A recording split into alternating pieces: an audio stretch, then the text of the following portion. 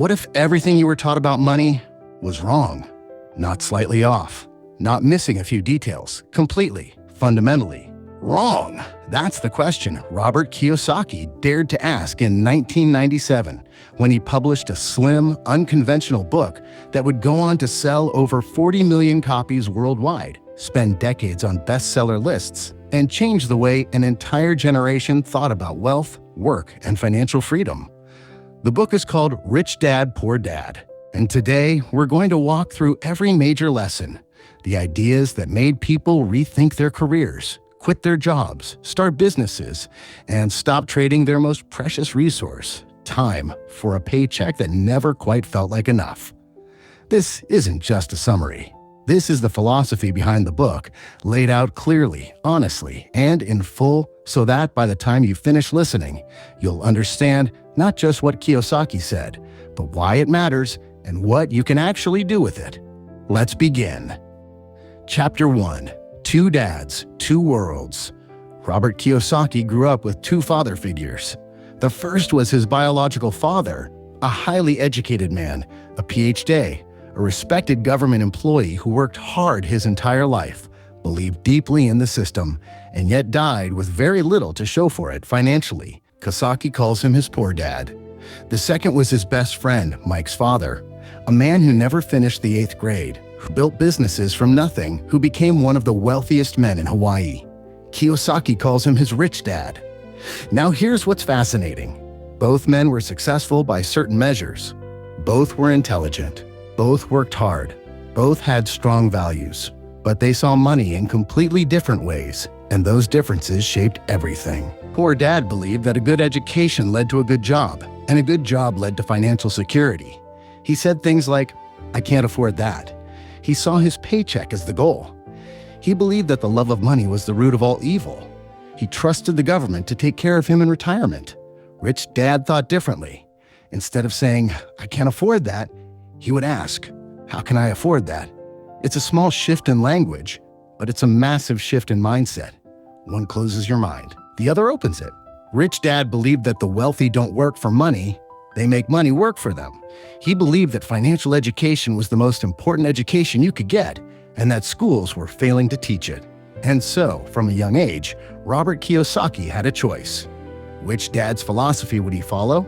He chose his rich dad's path. And this book is the story of what he learned. The central tension of the entire book comes down to one idea: the poor and middle class work for money. The rich have money work for them. Everything else in Rich Dad, Poor Dad flows from this single truth. So let's unpack it step by step, the rat race and why most people are trapped. Kiyosaki introduces us early on to a concept he calls the rat race.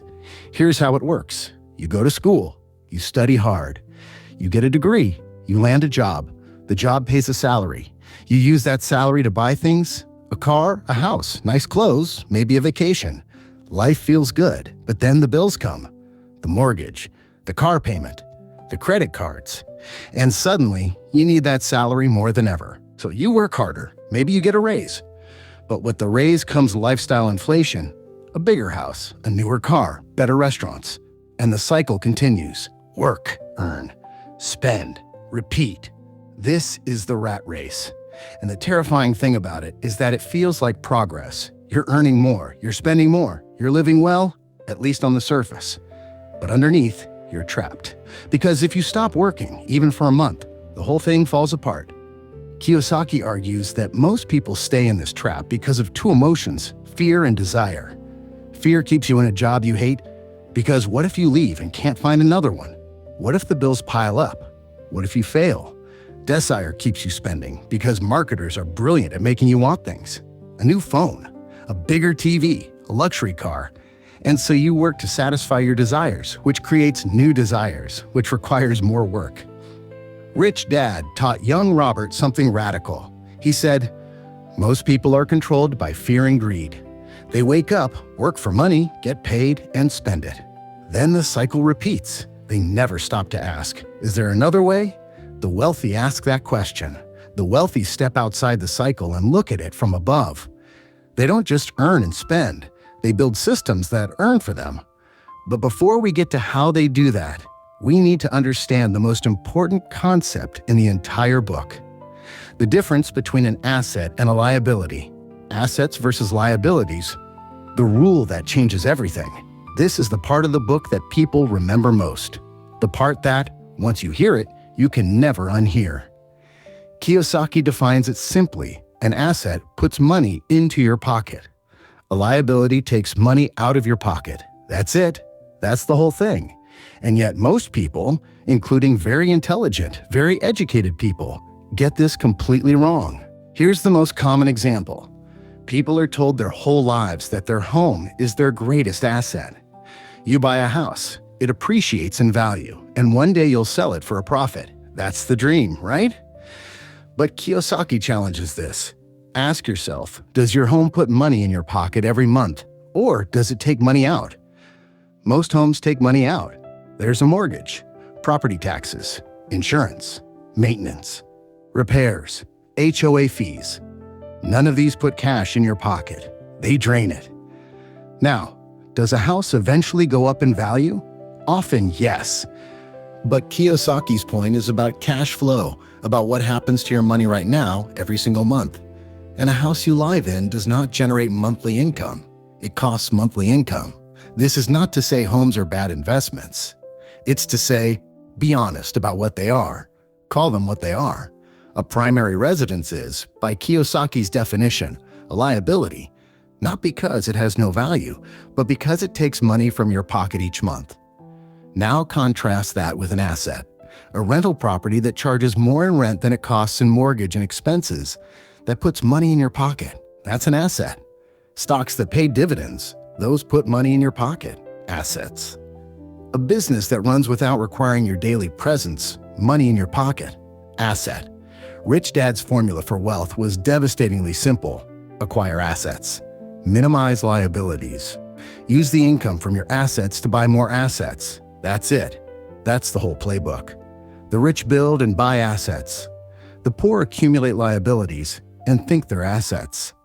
The middle class buys liabilities, calls them assets, and wonders why they can never get ahead. Think about the typical middle class financial pattern.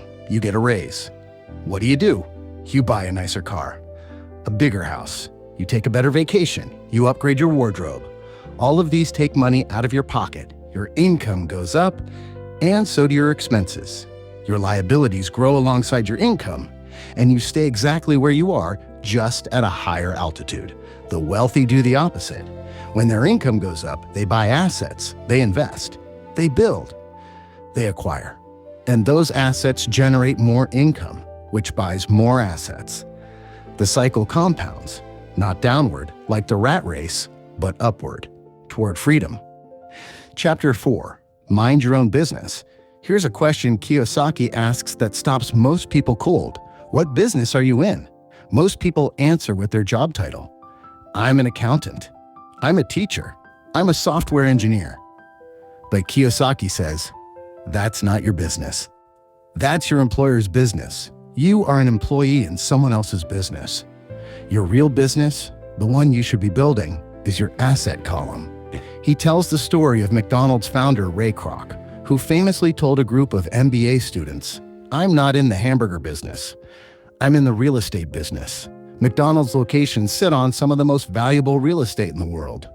The hamburgers are the vehicle, but the real asset is the land. Ray Kroc understood that the business and the asset are not always the same thing. Kiyosaki's advice: keep your day job if you need to, but start minding your own business. Start building your asset column on the side. Buy a small rental property, invest in index funds, start a side business. Create something that generates income independently of your time. The goal is to reach a point where your assets generate enough income to cover your expenses. That is financial independence, not a retirement age, not a pension, not a lottery win. Just a portfolio of assets that pays for your life whether you work that day or not. Rich Dad called this passive income, and he considered it the true measure of wealth. Not how much you earn, but how long you could survive if you stopped working tomorrow. Most people, if they stopped working tomorrow, would be in crisis within 90 days. That is the definition of financial fragility. The wealthy, by contrast, have built systems that earn without them. They could disappear for a year and come back richer. That is the goal. Chapter 5: The History of Taxes and the Power of Corporations. Kiyosaki spends time in the book on a subject most people find uncomfortable: taxes. He makes a bold claim. He says the tax system is designed in a way that favors the wealthy and burdens the middle class. Now, whether you agree with his politics or not, the mechanics he describes are worth understanding. Here's the basic idea. Most employees receive their income, pay taxes on it immediately, and then spend what's left. Income comes in. Government takes its share. You live on the remainder. But wealthy business owners and investors operate differently. Through corporations and legal structures, they often spend first and pay taxes on what's left. They run business expenses through their entities: office space, vehicles, travel, education, meals, before the government takes its cut. This is all legal. It's called operating through a corporation. Kiyosaki isn't arguing for tax evasion. He's arguing for financial literacy, for understanding the rules of the game well enough to play it better. He points out that the rich have accountants, lawyers, and financial advisors, not because they're trying to cheat, but because they understand that the rules of money are complex and expertise pays for itself many times over. The middle class, by contrast, often navigates the tax code alone and ends up paying more than necessary simply out of ignorance. His advice: invest in financial education. Hire good advisors. Understand how money actually works, legally, structurally, institutionally. Because the wealthy didn't get wealthy by working harder. They got wealthy by understanding a different set of rules. Chapter 6: The Rich Invent Money. One of the most powerful ideas in the book is this: financial intelligence is the ability to create money out of nothing. That sounds like magic. But what Kiyosaki means is this: the financially educated see opportunities that others miss. They take calculated risks. They create deals. They find value where others see junk.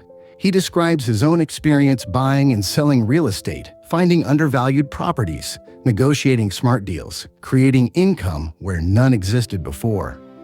He tells a story of a house he bought for $45,000 during a bankruptcy auction, a house that was worth $65,000 on the market. He didn't have all the cash. He found investors. He structured the deal. He bought the property, rented it out, and within a short period, had recovered his investment through rental income. He didn't earn this money by working harder. He earned it by thinking differently, by seeing a deal where others saw complexity and walked away. Kiyosaki says the greatest asset any person has is their mind. Train it well, and it becomes a money-making machine. Leave it untrained, and it becomes a liability, constantly consuming and never creating. He urges readers to study, to read about real estate, about investing, about taxes, about law. Not because you need to do everything yourself, but because you need to know enough to ask the right questions and recognize good advice when you hear it. The financially uneducated are always at the mercy of experts. The financially literate are in partnership with their experts, directing, evaluating, deciding. He also addresses risk here because this is where many people stop. They hear invest in real estate or start a business, and the fear kicks in. What if it goes wrong? What if I lose money? Kiyosaki's answer is blunt. Playing it safe is the riskiest thing you can do. Keeping your money in a savings account after inflation and taxes often means your money is losing value. The illusion of safety is one of the most dangerous traps in personal finance. He doesn't say take reckless risks. He says, educate yourself, reduce your risk through knowledge, and then act. Because inaction has a very real cost. It's just invisible until it's too late. Chapter 7, Work to Learn, Not to Earn. Here's a piece of advice from this book that surprises most people. Kiyosaki says, don't just work for money, work to learn. He tells the story of a young woman who came to him frustrated. She had a master's degree. She was a brilliant writer, and she was working for a newspaper for low pay, feeling undervalued and stuck. She asked him, what should she do? He suggested she take a sales job, part-time, even temporarily. She was offended. Sales? She was a writer, an intellectual. Sales felt beneath her. And Kiyosaki said something that has stuck with millions of readers. Your talent at writing is not your problem. Your inability to sell your writing is. The point is not that everyone should become a salesperson. The point is that the most successful people have a broad set of skills, not just depth in one area. Rich Dad pushed young Robert to work in different departments of his businesses: accounting, sales, operations, marketing. Not to become an expert in all of them, but to understand how they connected. To see the whole picture. Most people spend their careers going deeper and deeper into a single specialty. That's valuable. But it can also make you fragile, entirely dependent on that one skill being in demand.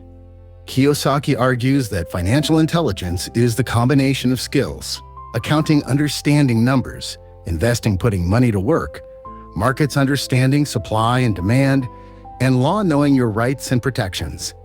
He also talks about the power of communication, specifically selling and marketing. He says the world is full of talented people who are broke. Why? Because talent alone doesn't create wealth. The ability to communicate value, to connect with people, to sell ideas, that's what creates wealth. The best accountant in the world who can't communicate loses to the average accountant who can sell. This isn't cynical, it's practical.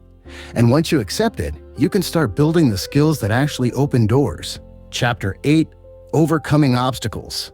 Kiyosaki ends the core teachings of the book by addressing the 5 biggest reasons why financially intelligent people still don't build wealth: fear, cynicism, laziness, bad habits, arrogance.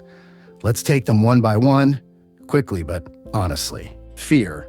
Everyone who has ever invested has lost money at some point. The financially successful are not people who never lose. They are people who manage their losses and keep going. Kiyosaki says winners are not afraid to lose. Losers are. Cynicism. The world is full of people who will tell you why your idea won't work. The market's too risky. Real estate is in a bubble. That business already exists. Kiyosaki calls these people chicken littles, running around screaming that the sky is falling. Meanwhile, the sky is falling crowd misses every opportunity. The antidote to cynicism is analysis.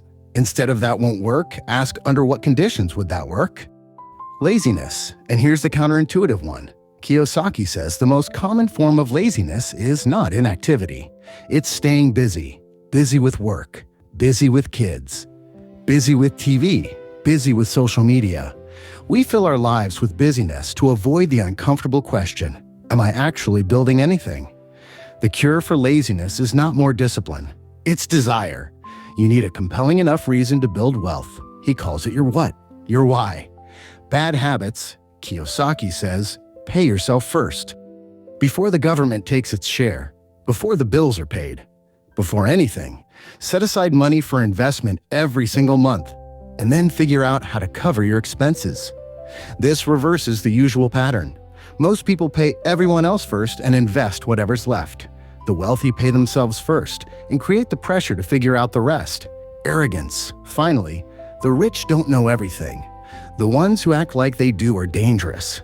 Kiyosaki says, what you don't know costs you money.